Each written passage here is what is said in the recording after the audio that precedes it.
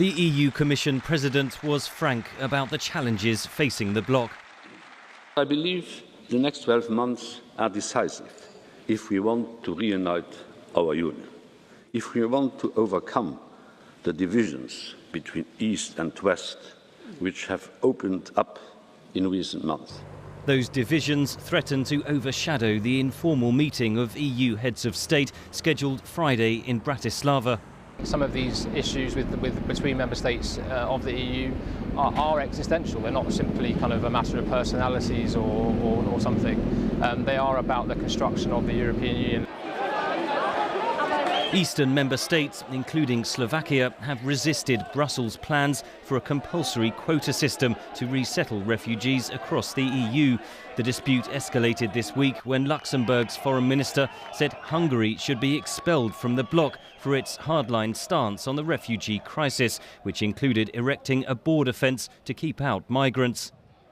I'm urging the Slovak presidency to bridge the divergences and differences between those who are reluctant to integrate refugees in their societies and those who are convinced, as I am, that a fair share in relocation and resettlement is of the essence.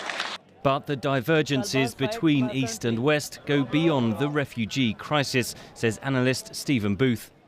Particularly after the Brexit vote, that the Eastern European member states have talked much more about sort of transferring powers away from the institutions. But I think some of these dynamics aren't just between East and West, they are actually between sort of the Brussels institutions, their view of what the EU might and should look like, and an increasing desire from all member states to sort of be a much more intergovernmental approach.